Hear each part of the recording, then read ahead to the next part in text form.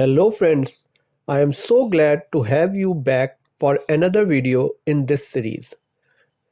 Welcome back to Infodatamatrix, where we talk about practical AI systems architecture. In the previous videos, we understand why chunking and embeddings are important in a RAG system. We also saw why background workers are useful when an AI pipeline has multiple stages. But today, we are not simply repeating the worker pattern. Today, we will apply that architecture to a real RAG problem. How does a document actually become searchable? A user uploads a document, the API accepts it, Kafka carries that event, a chunker worker splits the document, an embedder worker converts those chunks into vectors, and finally, Quadrant stores those vectors so that the document can be searched later. By the end of this video, you will understand the indexing side of a RAG pipeline, the part that prepares knowledge before any question is answered.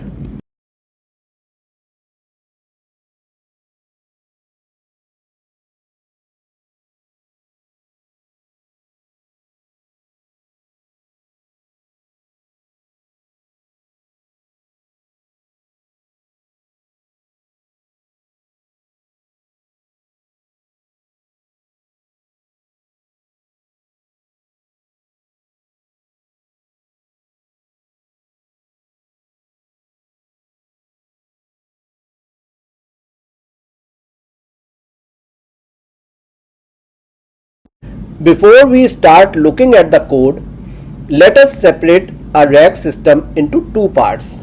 The first part is the indexing side. This is where we prepare the knowledge.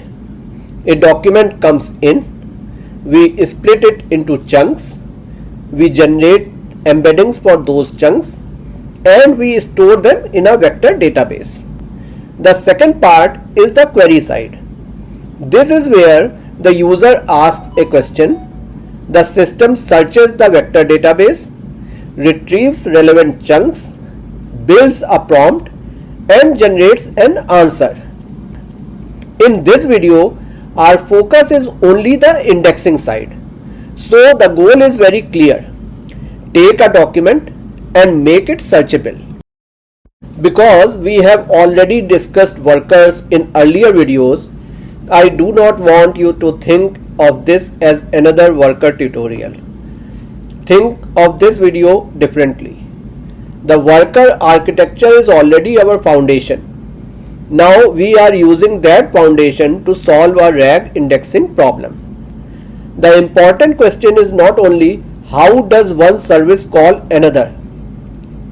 The important question is how do we transform an uploaded document into a searchable semantic index. That is the real learning outcome of this video. In a small demo, we could put everything inside one API. The user uploads a document, the API chunks it, the API creates embeddings, the API stores everything in Quadrant, and then the API returns the response. That may work for a small local example, but in a real system, this design becomes fragile.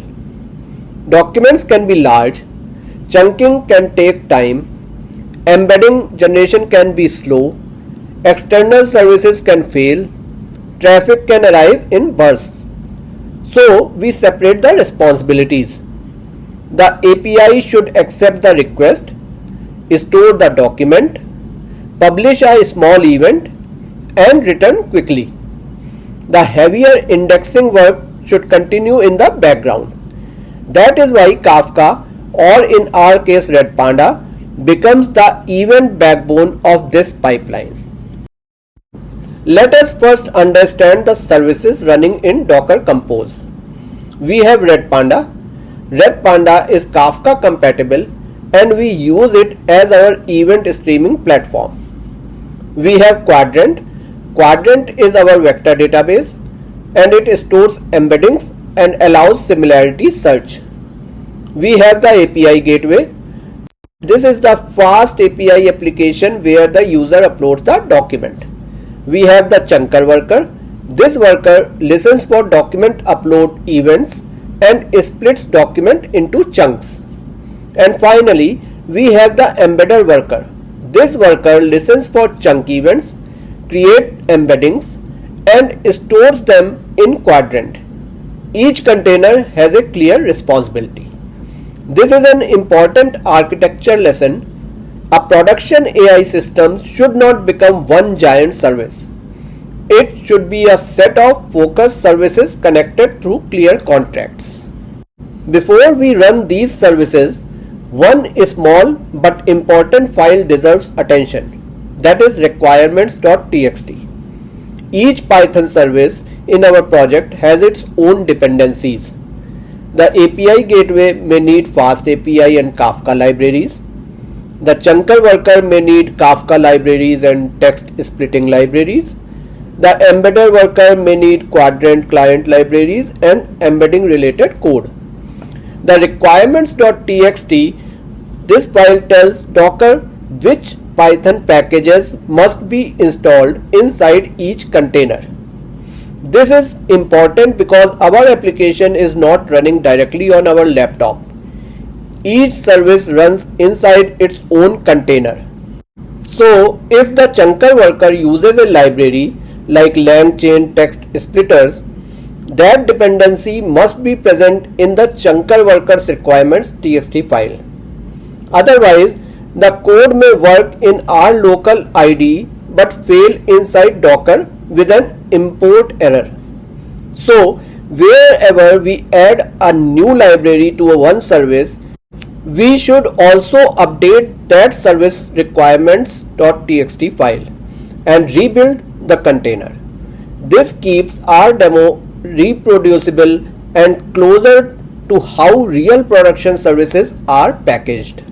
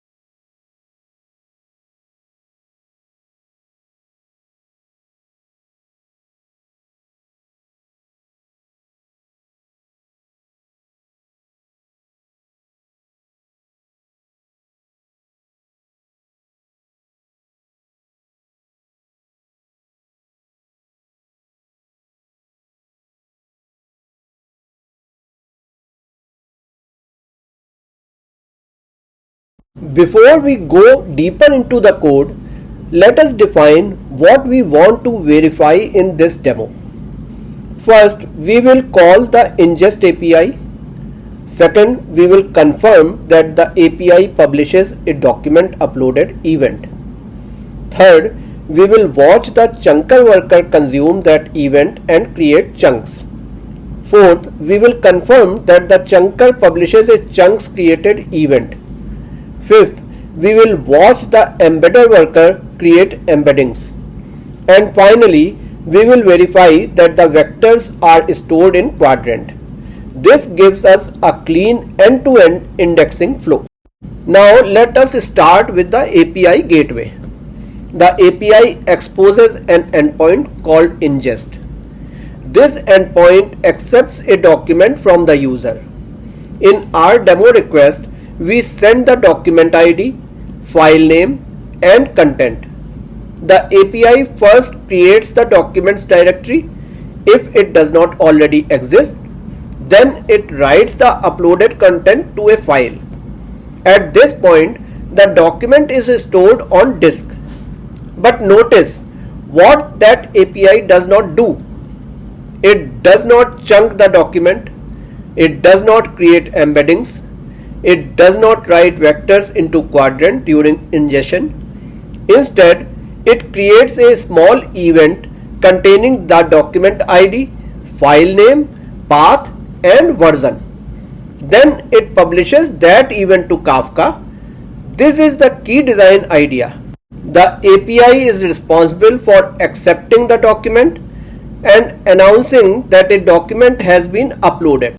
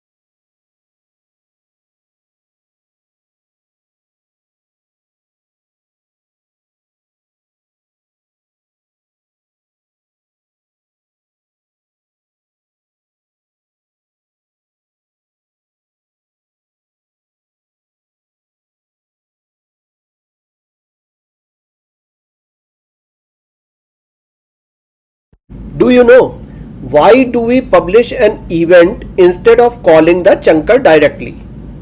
Because we want the API to remain fast and independent. The API should not wait for the full indexing pipeline to finish. If chunking takes 5 seconds, the API should not be blocked. If embedding generation takes longer, the API should not be stuck. If quadrant is temporarily slow, the original upload request should not unnecessarily fail. So the API publishes a document uploaded event, and after that the background workers continue the processing. This is the difference between a fragile synchronous chain and a more resilient event-driven pipeline. The event published by the API is intentionally small. It does not contain the entire document content. It only contains a reference to where the document is stored. This is an important production pattern. For large files, we should avoid pushing the full document through Kafka. Kafka should carry the event and the metadata. The actual document should live in storage.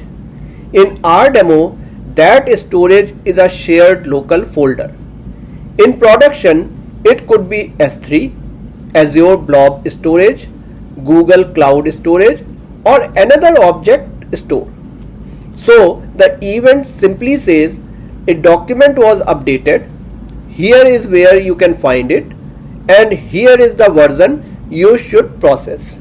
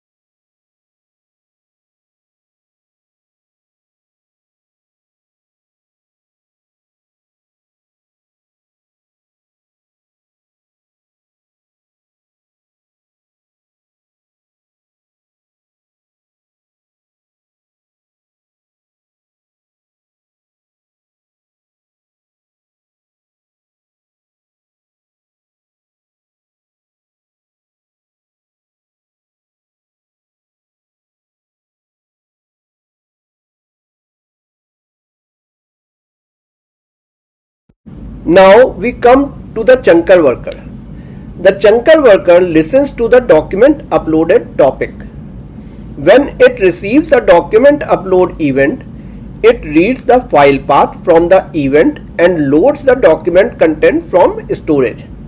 After that, it uses the chunking service to split the document into smaller meaningful pieces. In this demo, we are not using a blind fixed size splitter. We are using a recursive chunking strategy that tries to respect paragraphs, lines, and sentence boundaries before falling back to smaller splits. Why do we need chunks? Because a complete document may contain many different ideas. If we create one embedding for the whole document, the meaning becomes too broad. But if we create embeddings for small chunks, retrieval becomes more precise. So the chunker prepares the document for embedding. It does not create vectors, it only creates meaningful pieces of text.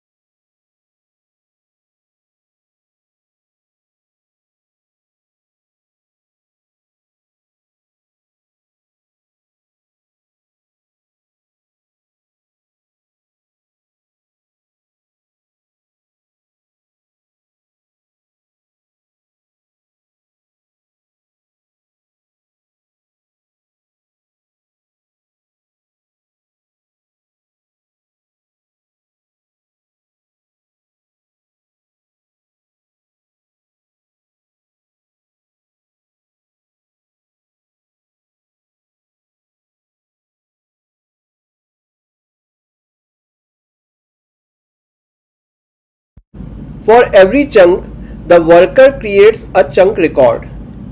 Each chunk gets a unique chunk ID. It also keeps the document ID, file name, chunk index, chunk text, and version. This metadata is very important. Later, when we retrieve a chunk from quadrant, we should know where it came from. Which document did it belong to? Which file did it come from? Which chunk index was retrieved? Which version was used? A good RAG system should not only answer a question, it should also help us understand which context was used to generate that answer.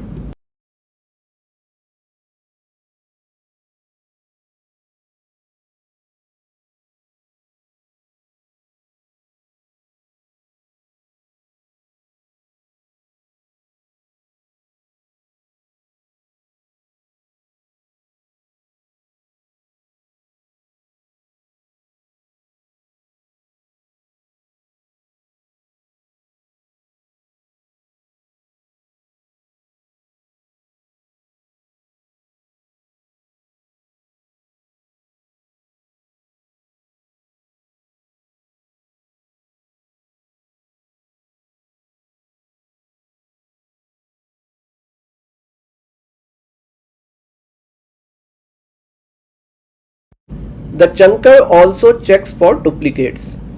If the same chunk ID and version already exist, it skips that chunk.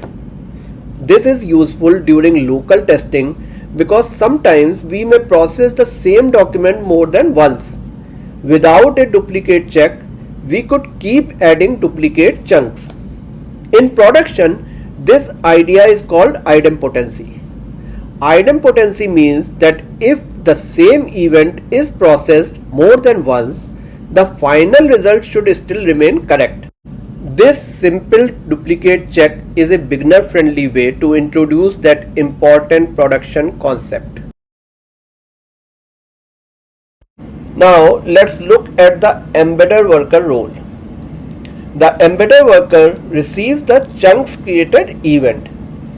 Its job is to convert every chunk into an embedding. An embedding is a list of numbers that represents the meaning of the text. For example, the sentence Kafka helps decouple services. This gets converted into a numerical vector. Quadrant can compare these vectors and find which pieces of text are semantically similar. In our demo, we use a simple embedding service so the pipeline is easy to understand. In a real system, this could be replaced with OpenAI embeddings, Hugging Face embeddings, Cohere embeddings, or any other embedding model. The architecture remains the same. The embedder responsibility is clear. Take chunk text and create vectors. The embedder does not spread quadrant-specific logic everywhere. Instead, it uses a helper class called quadrant vector store. This class hides the quadrant details behind a clean interface. It knows how to connect to quadrant. It knows how to create the collection. It knows how to upsert vector records. And later, it also knows how to search vectors. This is a good design because the rest of the application does not need to know every quadrant detail. If later we want to change the vector database, this abstraction makes that change easier.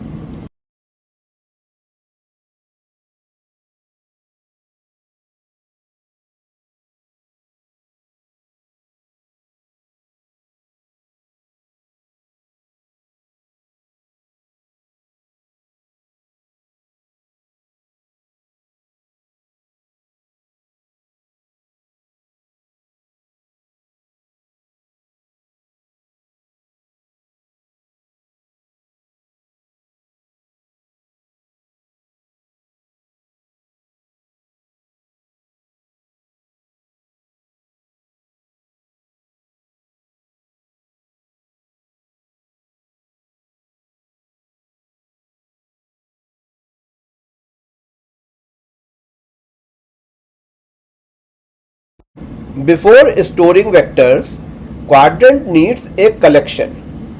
A collection is like a container for vectors. When we create the collection, we specify the vector size. This size must match the embedding size. If chunk embeddings are 64 dimensional, then question embeddings must also be 64 dimensional. If the sizes do not match, search will fail. We also specify the distance metric. In our code, we use cosine distance. Cosine similarity is commonly used for text embeddings because it compares the direction of vectors, which works well for semantic similarity.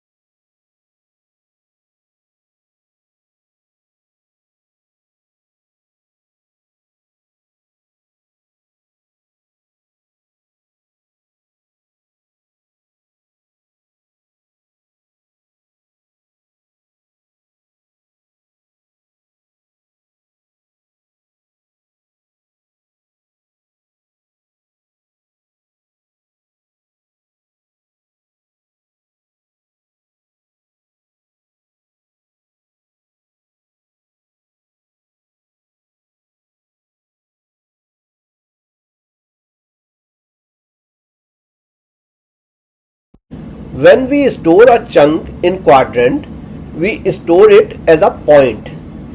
A quadrant point has three parts. First, an ID, second, the vector, and third, the payload. The ID uniquely identifies the chunk. In our code, we generate a stable ID from the chunk ID. That means the same chunk will always map to the same quadrant point. The vector is used for similarity search.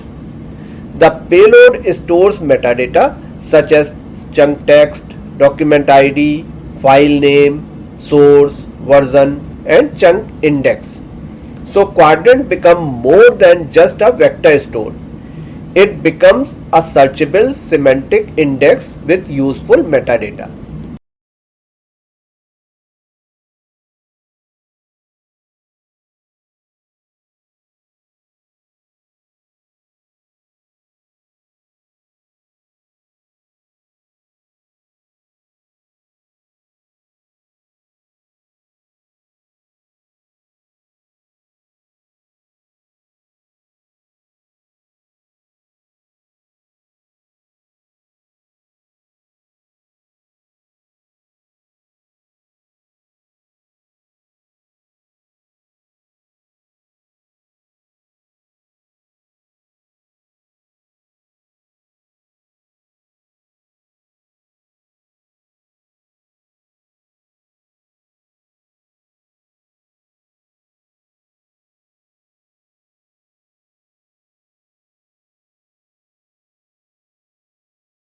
At this point, the indexing pipeline has completed.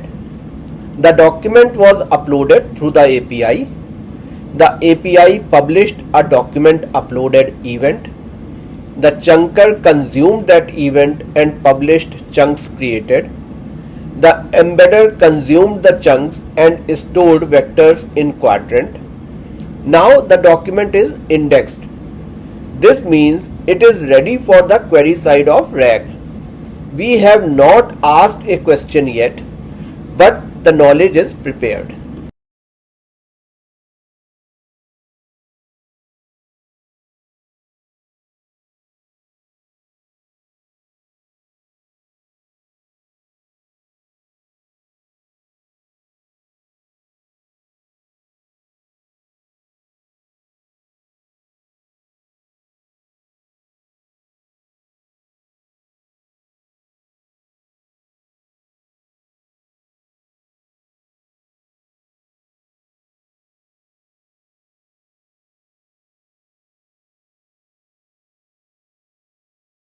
If you found this video useful, please like, share, and subscribe to Infodatamatrix for more practical content on AI systems architecture. And do let me know in the comments what production challenges have you faced in AI systems and what topic would you like me to break down next.